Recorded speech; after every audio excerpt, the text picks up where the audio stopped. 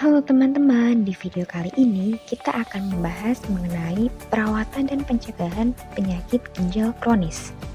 Nah, kalian tahu nggak sih, faktanya penyakit ginjal kronis merupakan penyebab kematian nomor 18 di dunia. Kemudian fakta yang kedua, biaya cuci darah sebesar 227 miliar. Wah, sangat banyak sekali ya teman-teman. Lalu fakta yang ketiga, 2 dari 1.000 penduduk di Indonesia menderita gagal ginjal.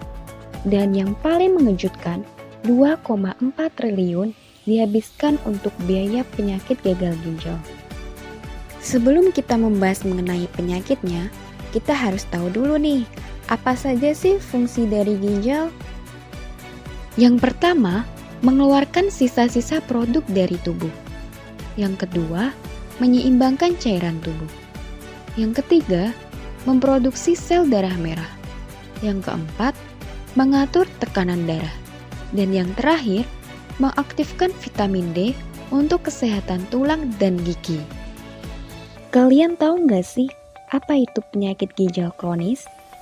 Jadi, penyakit ginjal adalah kelainan yang mengenai organ ginjal yang timbul akibat berbagai faktor.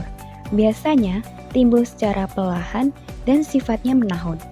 Nah, pada awalnya tidak ditemukan gejala yang sehat sehingga penyakit ini sering terlambat diketahui. Kira-kira apa saja ya yang menjadi penyebab penyakit ginjal kronis?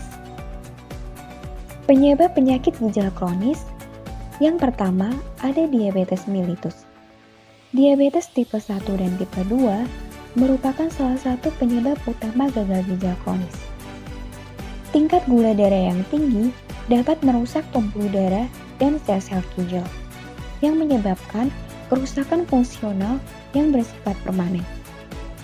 Kemudian, penyebab yang kedua ada hipertensi atau tekanan darah tinggi.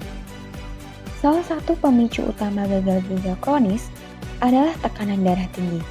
Tekanan darah yang tidak terkontrol dapat merusak pembuluh darah kecil di ginjal, yang menghambat aliran darah ke organ tersebut dan menyebabkan kerusakan. Penyebab penyakit ginjal kronis yang ketiga ada glomerulonefritis. Fungsi ginjal yang menurun atau memburuk juga bisa menjadi faktor penyebab terjadinya glomerulonefritis. Kemudian yang keempat, faktor keturunan dan genetik. Ternyata faktor keturunan dan genetik merupakan faktor risiko terbesar penyakit ginjal keturunan loh. Penyebab penyakit ginjal kronis yang kelima ada batu saluran kencing. Tingginya kadar zat kimia pembentuk kristal dalam urin, yaitu asam urat, kalsium fosfat, dan kalsium oksalat. Zat-zat ini sulit dihancurkan oleh cairan pada urin. Apabila terus menumpuk, zat kimia tersebut dapat membentuk kristal yang menyerupai batu. Kemudian penyebab yang keenam ada obesitas. Obesitas meningkatkan faktor resiko gangguan ginjal seperti penurunan tingkat keasaman urin, meningkatnya asam urat, oksalat urin, sodium, dan sekresi fosfat, yang semuanya bisa membebani kerja ginjal. Penyebab penyakit ginjal kronis yang ketujuh ada konsumsi obat bebas. Penggunaan obat bebas dalam jangka panjang juga bisa menjadi penyebab penyakit ginjal kronis loh. Dan penyebab yang terakhir ada nefropati. Dari data penelitian menunjukkan bahwa kebanyakan gagal ginjal kronis di Indonesia terjadi akibat hipertensi dan nefropati akibat diabetes.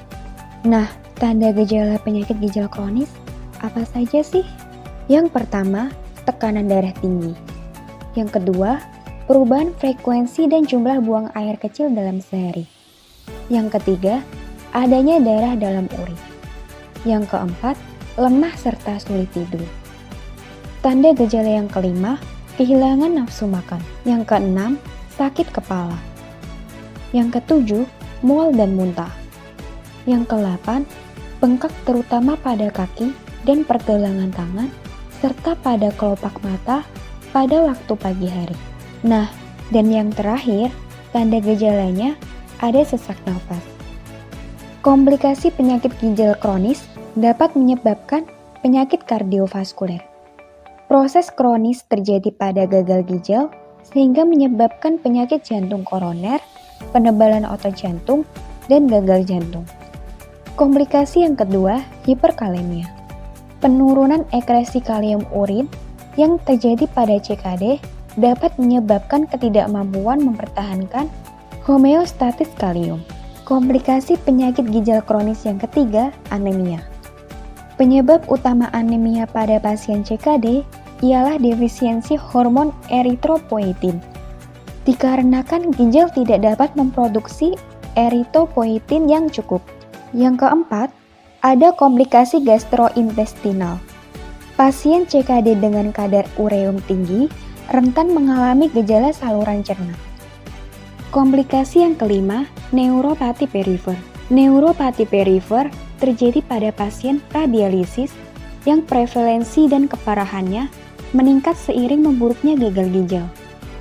Dan komplikasi yang terakhir, gangguan metabolisme tulang dan mineral. Ketika ginjal gagal, pasokan vitamin D aktif berkurang. Hal ini menyebabkan kalsium dan fosfor tidak seimbang. Ketika kadar fosfor darah naik dan kadar vitamin D darah turun, tubuh memproduksi terlalu banyak hormon paratiroid atau PTH. Kadar PTH yang tinggi menyebabkan kalsium berpindah dari tulang ke dalam darah. Nah, sekarang bagaimana ya pencegahan penyakit ginjal kronis? Pencegahannya, pertama, kontrol kadar gula darah. Kedua, kontrol tekanan darah. Ketiga, kurangi konsumsi garam dan gula. Keempat, diet yang tepat. Pencegahan yang kelima, perbanyak makan serat. Keenam, mengontrol pola hidup yang baik. Dan yang terakhir, olahraga yang teratur. Oke, sekarang bagaimana sih perawatan penyakit ginjal kronis? Nah, kalian bisa melakukan pemeriksaan lab darah dan urin. Kemudian, perawatan yang kedua, membatasi cairan yang masuk. Selanjutnya, melakukan dialisis atau cuci darah. Lalu bisa melakukan operasi pengambilan batu dengan cara transplantasi ginjal. Nah, itu tadi edukasi penyakit ginjal kronis. Semoga bermanfaat ya.